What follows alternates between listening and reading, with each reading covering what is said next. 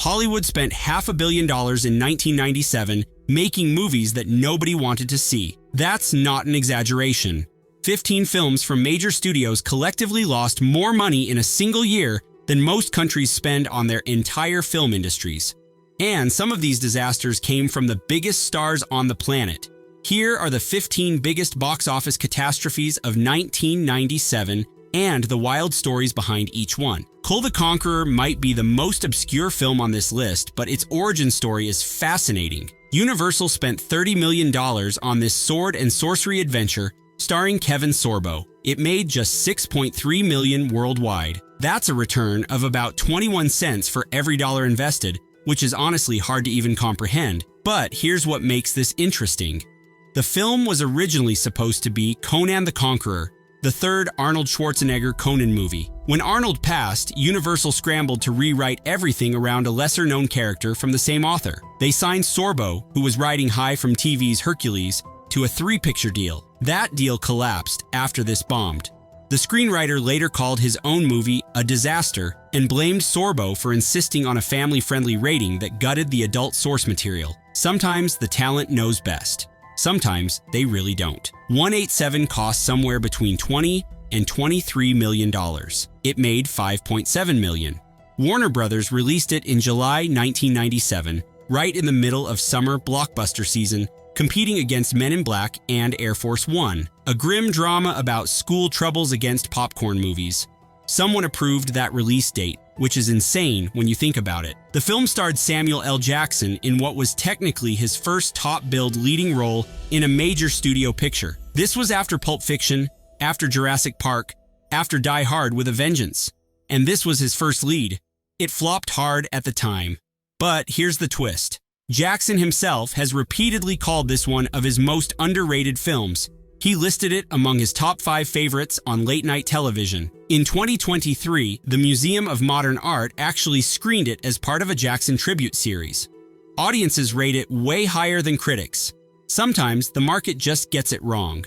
Steel might be the single worst performing superhero film in major studio history. Warner Brothers spent somewhere between $16 and $23 million on a DC Comics adaptation starring Shaquille O'Neal. It grossed $1.7 million total. Not domestically, total. It opened at number 16 its first weekend. Warner Brothers didn't even bother releasing it internationally.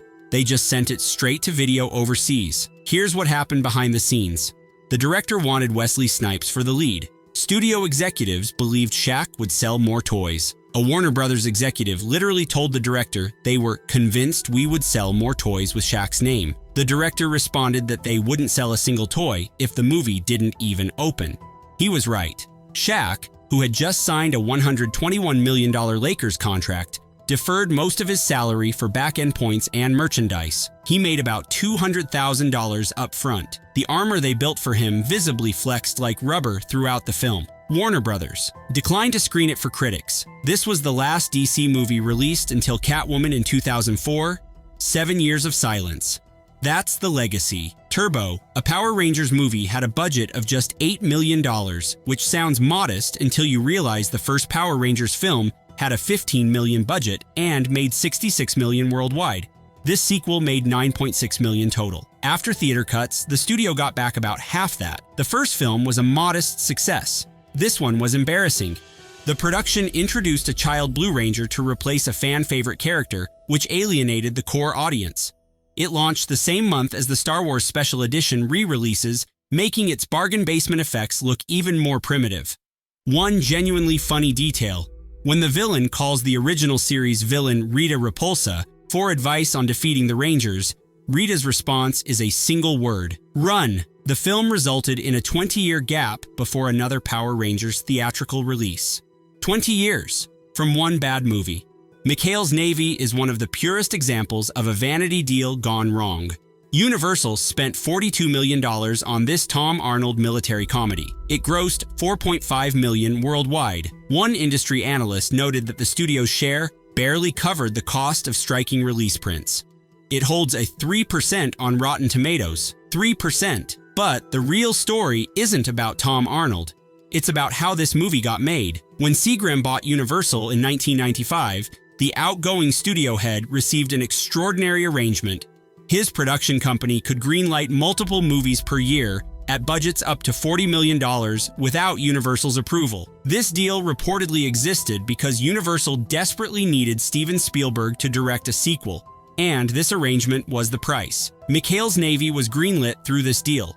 His son actually told the press that in terms of production values, it would look like the Power Rangers movie. That's not a selling point. That's a warning. 2 months after the film's release, Universal wrote him a massive check and ended the relationship permanently. Fire Down Below effectively ended Steven Seagal's theatrical career. Warner Brothers spent an estimated $60 million on this environmental action thriller. It grossed somewhere between 20 and 24 million worldwide. The studio didn't screen it for critics. They released it in September, the post-Labor Day dumping ground. They knew what they had. The film was the final installment of a 4-picture deal Seagal signed with Warner Bros. In 1993. He was coming off Under Siege and seemed like a bankable action star.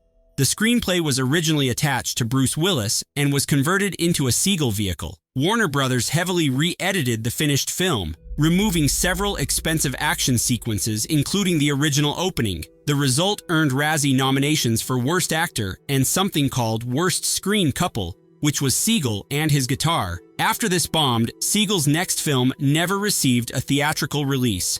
He was essentially banished to direct-to-video for years. He briefly resurfaced in 2001 before returning to video permanently. Seagal himself has said this is one of his favorite films. I don't know if that's confidence or delusion. Excess Baggage is a cautionary tale about what happens when Hollywood destroys its own creations. After the massive success of Clueless, 18-year-old Alicia Silverstone became the industry's hottest commodity. Columbia Pictures signed her to a $10 million deal for 2 films plus a production company. This was supposed to be her coronation. Instead, it was her collapse. The film cost about $20 million and grossed just under $17 million worldwide.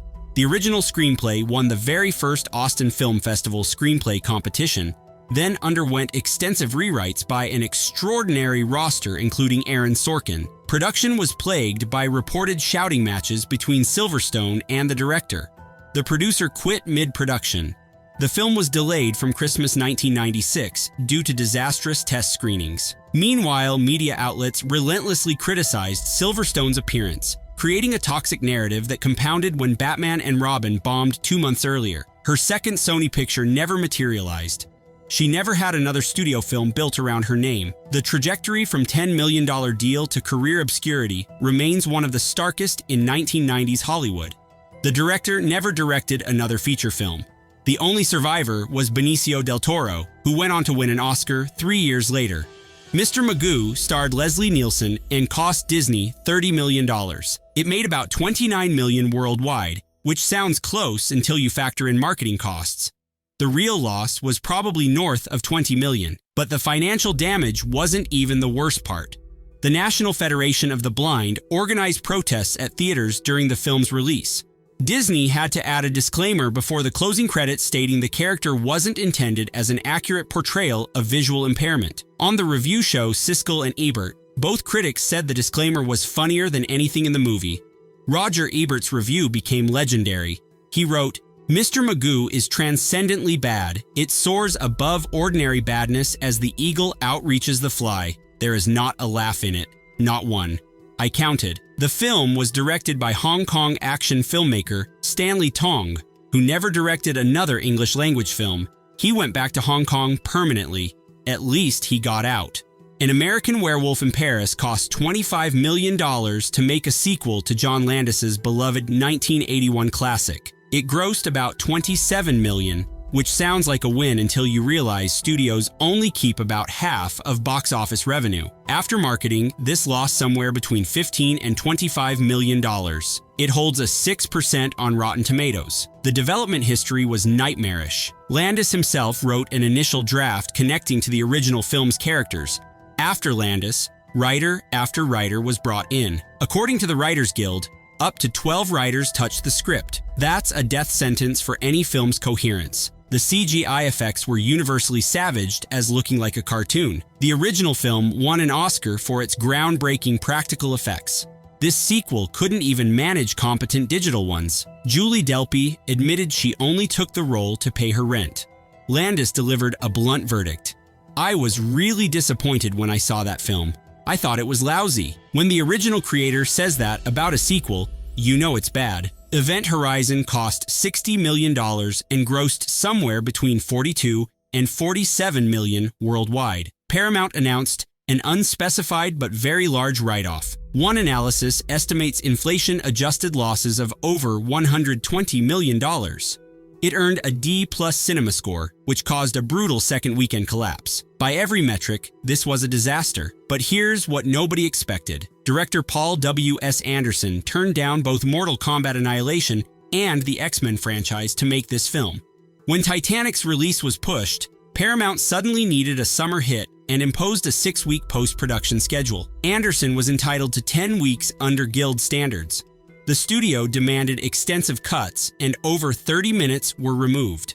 The deleted footage was stored on VHS tapes and sent to a salt mine in Transylvania, where it deteriorated beyond repair. When the DVD became a surprise hit and Paramount wanted a director's cut, the footage was gone. Today, Event Horizon is one of the most celebrated cult classics of the 1990s. Its reputation has undergone a complete reversal. It appears on lists of the best horror films ever made and is widely cited as an influence on video game franchises. Amazon has been developing a TV series based on the property. Sometimes the market doesn't just get it wrong initially, sometimes it gets it exactly backwards. Father's Day cost $85 million for a comedy. That number makes no sense until you learn that most of it went to star salaries. Robin Williams, Billy Crystal, director Ivan Reitman. The entire package was assembled by a talent agency who called Warner Brothers and said, "We have Williams and Crystal and Reitman." The studio greenlit it without reading a script. They assumed star power was enough. The film grossed just over $35 million worldwide. An unnamed Warner Brothers executive later revealed, "We don't scrutinize the production. When we saw the movie, it took the wind out of us. We kept reshooting and enhancing, but you can't fix something that's bad." Here's a choice detail. A film called Father's Day opened on Mother's Day weekend. It lost to The Fifth Element. One critic wrote that it was beyond my comprehension how a motion picture with so much talent can be such a complete waste of time. No cult following or critical reassessment has ever materialized. Some disasters stay disasters. Volcano had a budget that started at $70 million and ballooned to around $90 to $100 million due to a bitter rivalry with Universal's competing Dante's Peak. Both studios engaged in aggressive scheduling warfare. Fox falsely announced filming was complete while cameras were still rolling. Universal responded by rushing their film to February with expensive ad campaigns. Volcano grossed about $123 million worldwide, which sounds profitable until you learn that Fox announced a confirmed $40 million write-down. After theater cuts, the studio saw roughly $67 million returned, which one analyst noted would not even cover global marketing expenses. They built an 80% full-scale replica of Wilshire Boulevard in Torrance, California, one of the largest sets ever constructed in the United States. For a movie that still lost $40 million, Volcano and Speed 2 together were responsible for a $119 million quarterly loss at Fox's film division. Sometimes you can build the biggest set in history and still not build a hit. Speed 2, Cruise Control had a budget that spiraled to an estimated $160 million. It grossed about $164 million worldwide. That sounds like a break even until you learn that Fox took a write-down of approximately $70 million. That's the largest confirmed single film loss of 1997. It holds a 4% on Rotten Tomatoes. Keanu Reeves turned down $11 to $12 million to reprise his role. He explained on talk shows, "An ocean liner? A cruise ship is even slower than a bus. I was just like, I love you guys, but I just can't do it." Fox effectively blacklisted Reeves for a decade. He didn't work with them again until 2008. History proved him spectacularly right. Sandra Bullock initially refused but changed her mind in exchange for Fox funding another film. She has never stopped expressing regret. She called it the biggest piece of crap ever made. In 2023, she told an interviewer, "I have one film no one came around to, and I'm still embarrassed I was in. It's called Speed 2. Jason Patric used his entire salary to finance an independent drama because he was so embarrassed by what he'd made. The climactic crash sequence alone cost $25 million. nearly the entire budget of the original Speed, for one sequence. Kevin Costner directed and starred in The Postman on an $80 million budget. Released Christmas Day, 1997, directly against Titanic, it debuted in 9th place. It grossed just under $18 million domestically. After theater cuts, Warner Brothers received about $15 million back, far below even their advertising costs. Despite disastrous test screenings, Costner refused the studio's appeals to cut the film's 3-hour runtime. The parallels to his previous disaster Waterworld were impossible to ignore. Entertainment Weekly called it Ego Unchained. The film ends with a statue of Costner's character being unveiled. Critics seized on this as the ultimate symbol of vanity filmmaking. The Postman won all 5 Golden Raspberry Awards it was nominated for: Worst Picture, Worst Director, Worst Actor, Worst Screenplay, and Worst Song. It was the first film to sweep every Razzie category it entered. Here's the twist, though. Co-writer Brian Helgeland simultaneously won the Academy Award for Best Adapted Screenplay for L.A. Confidential. He became only the second person in history to win both an Oscar and a Razzie in the same year. Costner took 6 years to direct again. He eventually rehabilitated his image through television decades later. Some comebacks just take a while. Batman and Robin cost somewhere between $125 and $160 million to produce, with an additional $125 million in marketing. George Clooney himself has cited the higher production figure. Combined costs exceeded $285 million. The film grossed $238 million worldwide. Those numbers might sound respectable until you realize it was a massive collapse from the previous film's $336 million. Warner Brothers mandated that the film be more toyetic. Toy companies were included in pre-production meetings and influenced concept art. Mr. Freeze's blaster was specifically designed by toy manufacturers. Arnold Schwarzenegger earned $25 million to play Mr. Freeze. He delivered 27 ice-related puns. The infamous nipple suit was created by the costume designer, who said in an interview, "Such a sophisticated world we live in where 2 pieces of rubber the size of erasers on old pencils can be an issue." Clooney's apologies have become legendary. He has said he's disinvited from Comic-Con for 20 years because of this film. He reportedly offers to refund people who saw it. Director Joel Schumacher apologized publicly before passing in 2020. "Look, I apologize. I want to apologize to every fan that was disappointed. After Batman and Robin, I was scum. It was like I had committed an unforgivable act." But here's the paradox. Batman and Robin ended the live-action Batman franchise for 8 years.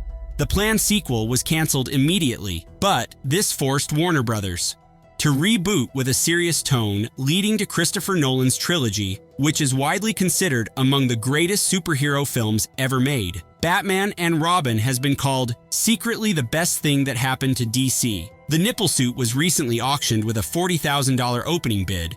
Sometimes the worst disasters create the best opportunities. You just have to wait 8 years to see them. 15 films, roughly $500 million in losses. Careers ended, franchises destroyed, and studios left scrambling to explain their decisions to shareholders. But perhaps the strangest lesson from 1997 is that the market doesn't always know what it's rejecting. Event Horizon became a masterpiece. Batman and Robin forced a creative renaissance, and Keanu Reeves, who Hollywood punished for saying no to a cruise ship movie, ended up looking like the smartest person in the room. Sometimes the bombs create the best stories.